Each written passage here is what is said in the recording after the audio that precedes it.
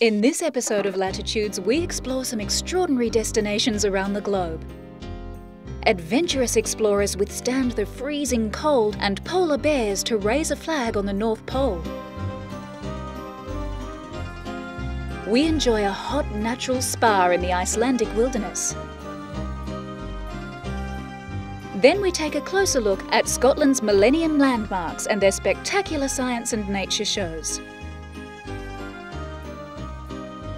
If you're looking for an unusual and memorable tourist destination, try Chernobyl, the site of the world's worst nuclear accident. Or the Fish Hotel, a hotel built especially for the comfort of Japanese carp fish.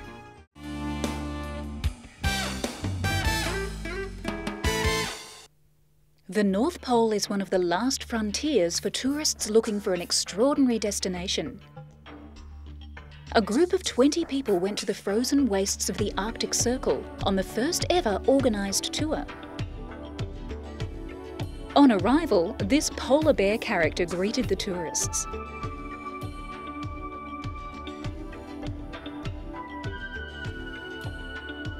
Russia is now offering those with an extreme sense of adventure trips to the Arctic Circle. Accommodation consists of the polar camp, and transportation is by sled, of course. The sleds are bringing hay for the huskies to sleep on.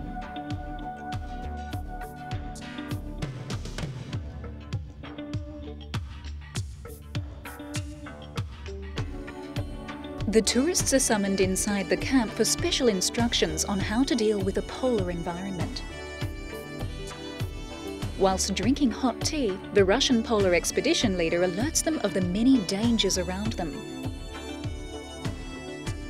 They're warned not to go beyond the snow hut or anywhere else alone, as there could be dangerous cracks in the ice and polar bears out there.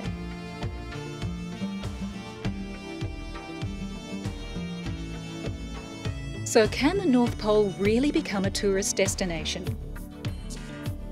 Russia's polar expedition officials have figured out that if the Russian Space Agency can do tourism in space, then why not do the same in the North Pole?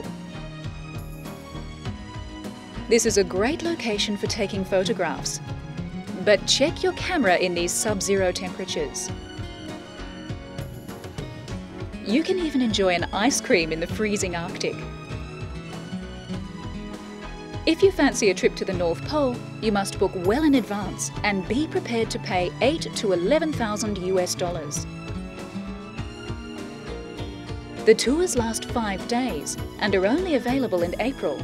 This is when temperatures climb to around minus 35 degrees Celsius, warm in comparison to average lows of minus 60 degrees Celsius. A short helicopter ride from the Russian polar station takes you to the North Pole.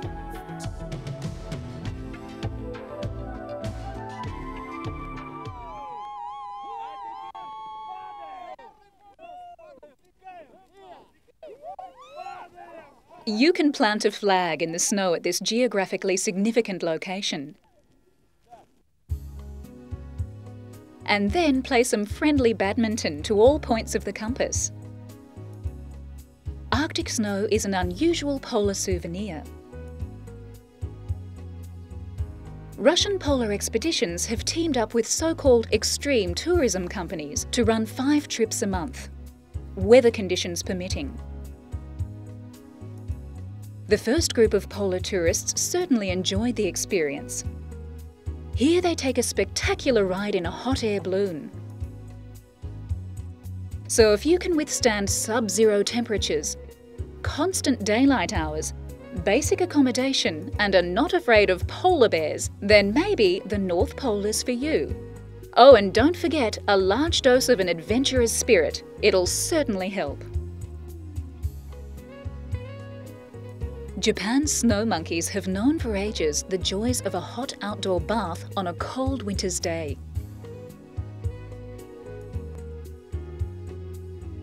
But this pleasure is not exclusive to snow monkeys.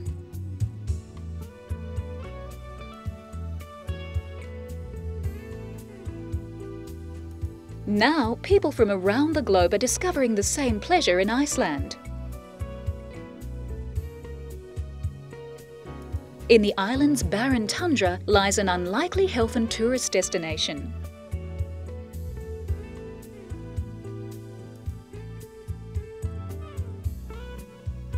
The Blue Lagoon, an outdoor spa created from the runoff of a geothermal power plant.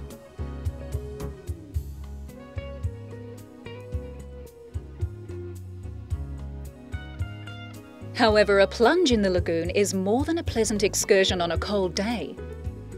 Its warm geothermal seawaters soothe arthritic pain and cure some common skin diseases. The Blue Lagoon is a state-of-the-art outdoor spa, where visitors can enjoy a soak in its warm waters throughout the year, even when the temperature outdoors is below freezing.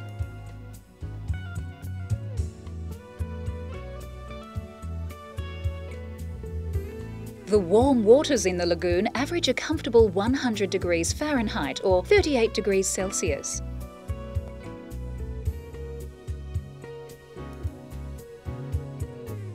This unique ecosystem was created from the runoff water of the local geothermal power plant. When the water was dumped in the adjacent lava field, the mineral-rich water sealed the ground and created the basin, which is now known as the Blue Lagoon.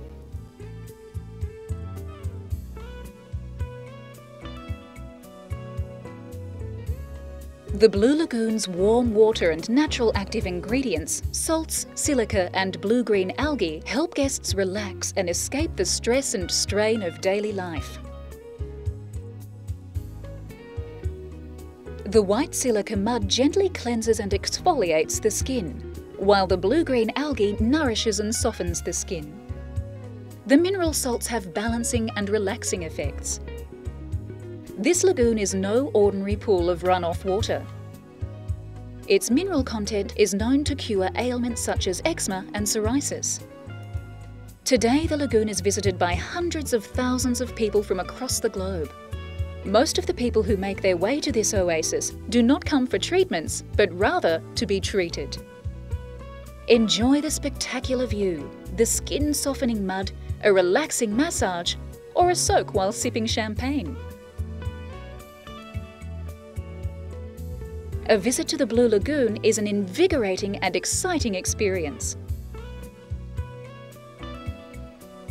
So for your next natural spa holiday, visit the spectacular Blue Lagoon in Iceland. Perhaps you can visit on your way home from the North Pole adventure.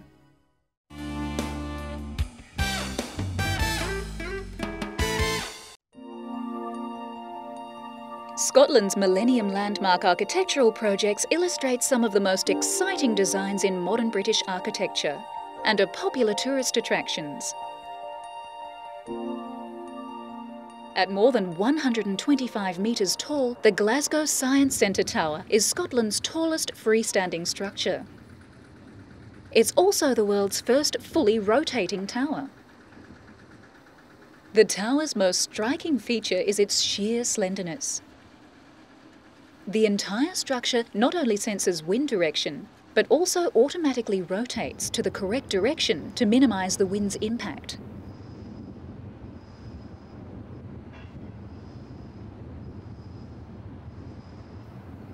The Glasgow Science Centre celebrates Scotland's historic legacy of scientific achievement. It resurrects Scotland's proud spirit of innovation and creativity through the establishment of a scientifically aware and technologically capable society. From across the River Clyde, the area looks more like a sculpture park than a science park.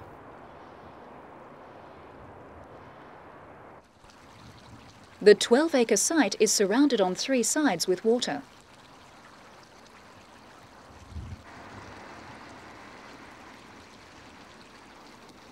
The Glasgow Science Centre's buildings are the first to be clad in titanium.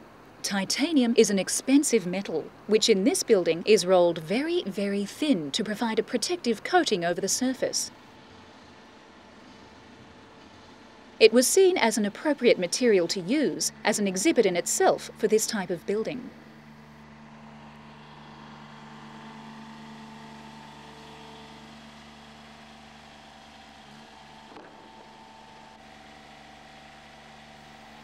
The Science Mall is the nerve centre of the complex. It's packed with a wide range of hands-on exhibits that will intrigue, challenge, and even dumbfound you. But above all else, they will definitely entertain you.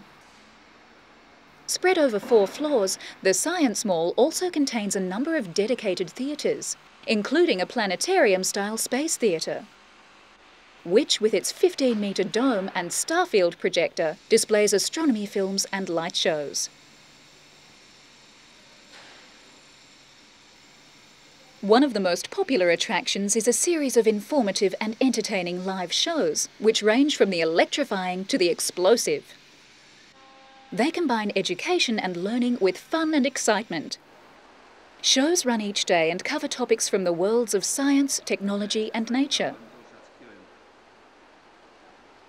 Other facilities include the Science Show Theatre, a multimedia theatre, virtual reality theatre, and IMAX Theatre, the first in Scotland.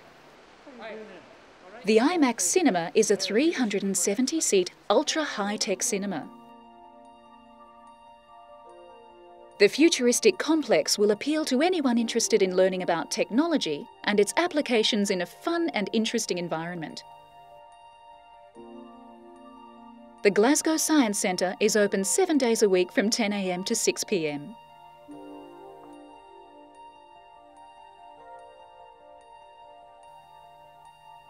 Another Scottish landmark and popular tourist attraction is Dynamic Earth.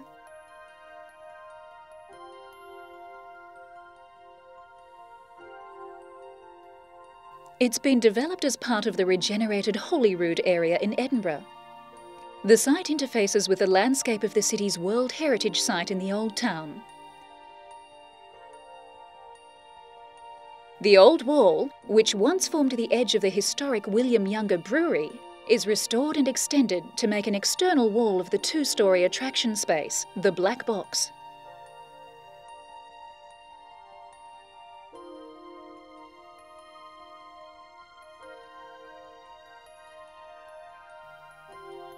The building has smooth, flowing curves and taut, minimal cables and masts offset by its natural, rugged surroundings.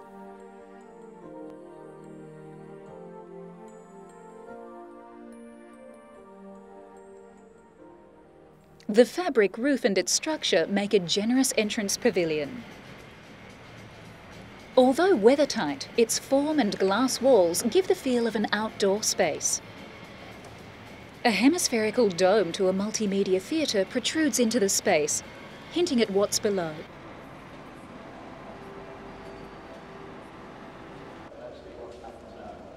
Her Majesty the Queen officially opened Dynamic Earth in 2001. Since then, Dynamic Earth has enjoyed millions of curious visitors of all ages. There is also a food chain cafe and the Natural Selection gift shop open to all visitors.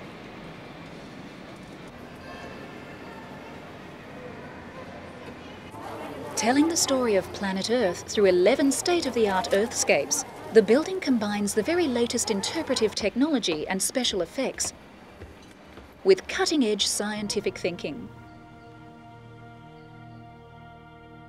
A journey around the planet Earth takes the visitor back through time to witness the Big Bang, experience earthquakes, ice ages, and tropical rainstorms.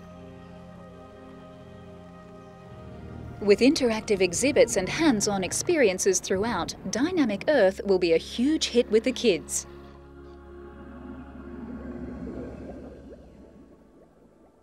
They'll be whisked back in time and feel the phenomenal force of nature in the restless Earth. Then touch an iceberg and experience a tropical rainforest. Just as the city of Edinburgh provides a stunning background for the project, Dynamic Earth itself provides the city with a much-needed science-based educational attraction.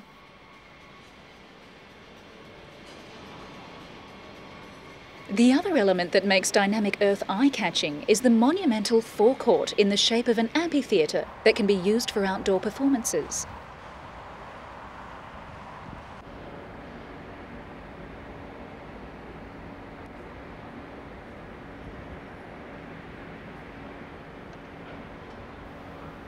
Like its neighbours, the Palace of Holyrood House and the new Scottish Parliament, which use architecture to suggest political evolution, so the Dynamic Earth project uses architecture to connect natural history to human and civic life.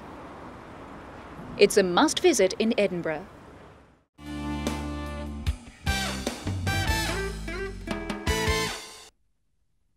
If you're looking for an unusual and memorable tourist destination, try Chernobyl or the Japanese Fish Hotel.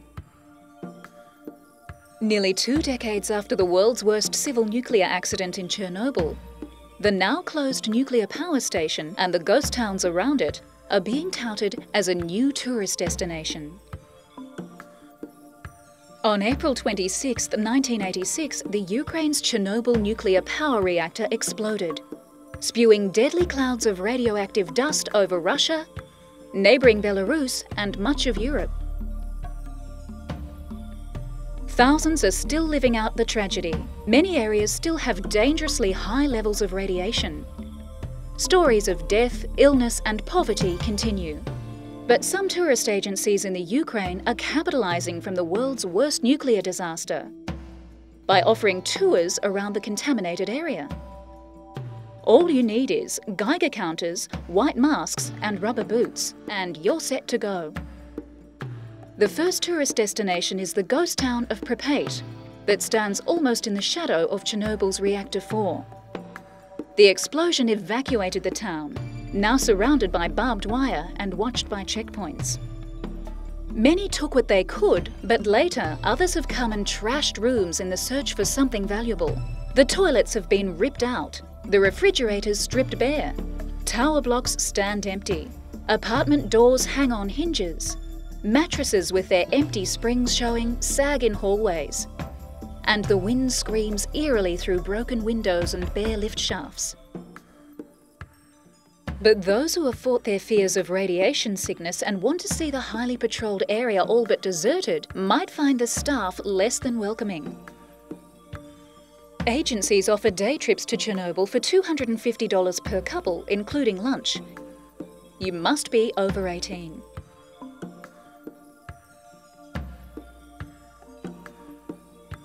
The Chernobyl area is equipped with a 13-room hotel. Soviet-style buses and a winding potholed road welcome the tourists.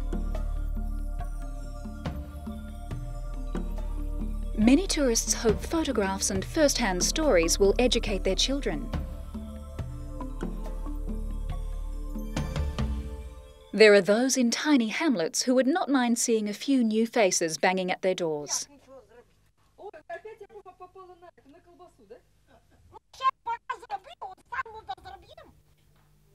78-year-old Anastasia Chikalovets, who was forced to leave her small peasant house in 1986, returned to the village a year later. Now, 26 people live in the village, once home to more than 1,000. She says life is better in the village. However, tourists have to stay on the bus at all times. They will still get the chance to see the deserted town of Pripyat, where thousands will never be allowed home.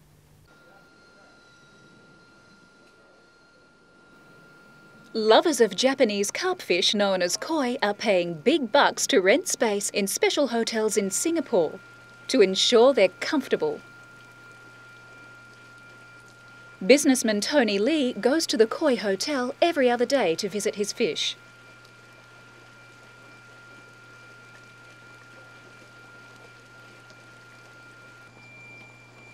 He spends $3,500 a month on food and rent for the 100 koi he owns.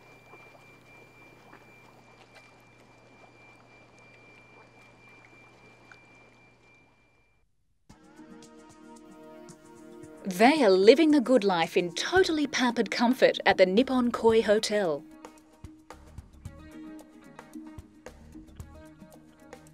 Lee's own pond is not big enough to keep them all together.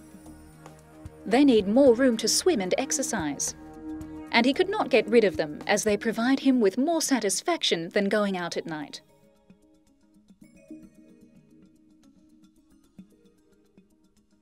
He is not alone in his preoccupation, and that's why this unique hotel was built. Many people love fish but can't house them because their homes are too small, or their relatives don't share their tastes.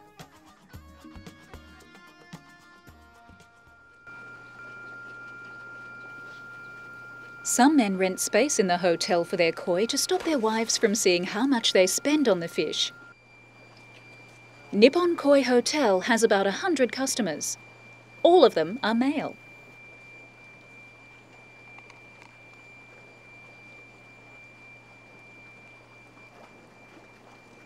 The hotel has about 200 ponds in 3 different sizes. The largest ponds are known as presidential suites. Each of them comes with a room or pond number, and koi lovers can keep a record of their pets' shapes and sizes.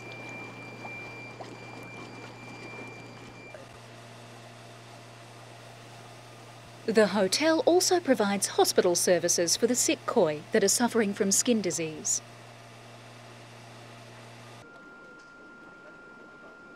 The most common sickness is ulcers caused by bad water.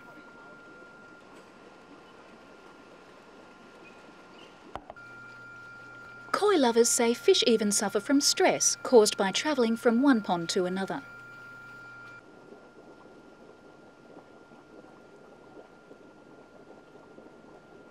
The hotel also caters to people who want to board their koi for short stays when they go away on holidays, or in between moving house.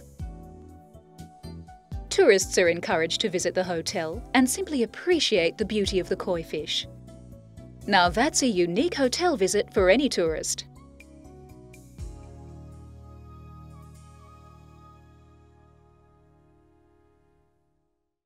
Join Latitudes again when we next trek the globe and explore fabulous and exciting holiday destinations.